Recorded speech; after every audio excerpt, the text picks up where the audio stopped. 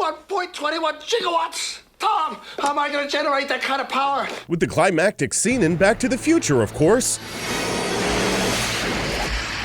30 years ago, audiences stood up and cheered as Doc Brown and Marty McFly gained mastery over time, space, and the box office, launching one of the most beloved film franchises in history. But it took more than just fancy DeLorean driving to create director Robert Zemeckis' movie magic.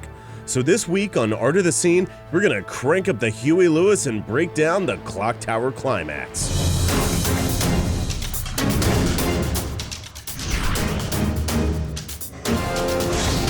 Back to the Future was inspired by screenwriter Bob Gale discovering his father's old yearbook and wondering if they would have been friends in high school. He decided, no, probably not. But he did thankfully get along with his buddy Robert Zemeckis well enough to team up and pen the script. To write a screenplay like Back to the Future, it was just an immense amount of very hard, back-breaking work. I mean, there was nothing really fun about writing the screenplay. It was really hard. Despite Columbia initially liking the script, they put it into turnaround in 1981 because it wasn't considered sexy enough. Teen-driven movies of the era were hyper-raunchy romps, think Porky's or Revenge of the Nerds. Oh, pie. In fact, for the next 4 years, every studio in town passed on the aw shucks innocence of Marty McFly for that reason. Except for Disney. Disney passed because they didn't think the reverse Oedipal complex of a mother falling in love with her son was appropriate.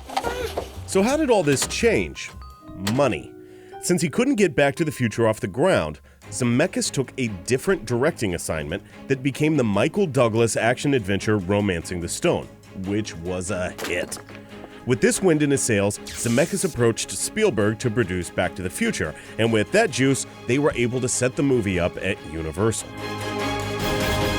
Once at Universal, the movie production was a cakewalk and there were no problems whatsoever. Only except that they weren't shooting the movie with Michael J. Fox. Fox was Zemeckis' first choice, but the producer of Family Ties wouldn't let Fox leave work to shoot the movie because Fox's co-star Meredith Baxter was on maternity leave, and without Fox or Baxter, he would be out a bunch of series regulars. So Zemeckis moved ahead with his second choice, Eric Stoltz. After shooting for 4 weeks, Zemeckis and Gale had an awful realization. He's a magnificent actor, but his comedy sensibilities were very different than what I had written with Bob. And he and I just never were able to make that work. Stoltz recognized this as well, admitting to friend and director Peter Bogdanovich that he was unsure of Zemeckis' direction and thought he was miscast. Zemeckis explained the dilemma to Spielberg, and they all decided to amicably part ways with Eric. And now they were able to cast Fox, since his Family Ties co-star was back from leave, even though the reshoots would add $3 million to the budget. But Fox would have to do it when Family Ties didn't need him, which was at night. Fox had to shoot Family Ties during the days, and then would drive straight from taping Ties to the Back to the Future set. Film from 6:30 to around 3 a.m., sleep for 2 to 3 hours, and then repeat. Anything that needed to happen outdoors during daylight needed to be shot on weekends. In addition to Michael J. Fox, it also took its toll on Zemeckis, who said the result was him directing the movie half asleep, and was the fattest, most out of shape and sick I ever was. A very quick refresher on the plot just to bring you up to 88 miles an hour. The year is 1985. Marty McFly is friends with kooky scientist Doc Brown, who's invented a time machine built into a car. Marty hops in the time machine to escape some terrorists and is sent back to 1955 in the process, where he meets the younger version of his parents and disrupts their meeting, making it unlikely he'll ever be born. Now Marty must work to reunite them in order to ensure his existence, and he and Doc must figure out a way to harness the 1.21 gigawatts necessary to power the time machine to send Marty back to the future. Which brings us to the Clocktower scene. Because as we all know, the famous Hill Valley Tower was struck by lightning at precisely 10:04 p.m., and apparently lightning bolts consist of 1.21 gigawatts worth of power. These are both obviously broad bits of movie logic, a subject we'll touch on in just a bit. The Clocktower scenes were shot at Courthouse Square on the Universal Studios backlot. The Clocktower was originally built for the 1948 film An Act of Murder, but had also been prominently featured in To Kill a Mockingbird, The Music Man, and even Gremlins. The rest of Courthouse Square was used for the downtown Hill Valley scenes, both the ones set in 1955 and the ones in 1985. These two time periods were one of the greatest challenges that faced production designer Lawrence Paul of Blade Runner and Escape from LA fame. In 1985, people didn't think of the 50s as a period yet, making it difficult to find the right props. Writer Bob Gale described the process thusly: "We decided to shoot all the 50s stuff first and make the town look real beautiful and wonderful. Then we would just totally trash it down, make it all bleak and ugly for the 1980s scenes." Sadly, in real life, it got totally trashed and bleakly ugly on June 1st, 2008, when a 3-alarm fire burned the surrounding set to the ground. Thankfully, the Clocktower was spared. Save the clock tower! Perhaps the most remarkable part about the Back to the Future Climax is how few visual effects were utilized. The original Star Wars in 1977 had 360 visual effects shots. By comparison, for 1985's Back to the Future, Industrial Light and Magic were tasked with creating only 32. Without relying on never-before-seen visuals, the heart-pounding excitement was the result of two sources: simple practical special effects and Zemeckis' expert directing. Action! The practical effects consisted of lightning, fire, and Doc Brown dangling off an edge. The lightning wasn't CGI because the computational abilities of the time weren't capable of what visual graphics artists call verisimilitude, which is a fancy word for the appearance of being real. So the lightning strike and power surge was added via hand-animated rotoscoping. Traditionally, this is done with an animator drawing a black line on clear acetate, then placing that over a photo enlargement of each frame. The acetates are then photographed, composited, then flipped negative to turn the dark black into blinding white, and then colored.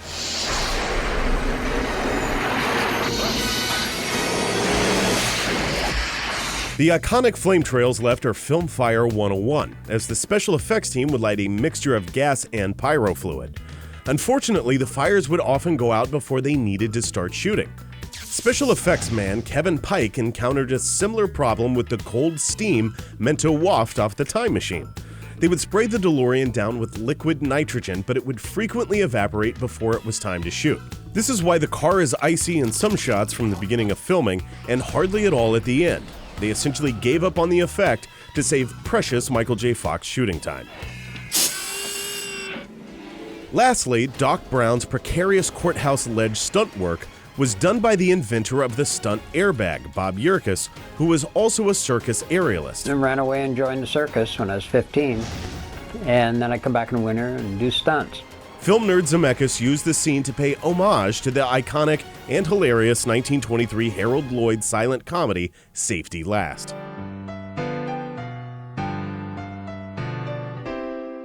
Not to understate the production contributions of ILM or the stunt team, but it's Zemeckis who deserves the lion's share of the credit for making this climax so memorable, as he expertly established the aforementioned broad movie logic. So let's push in and see how he sets up the scene, which is really more of an 11-minute sequence.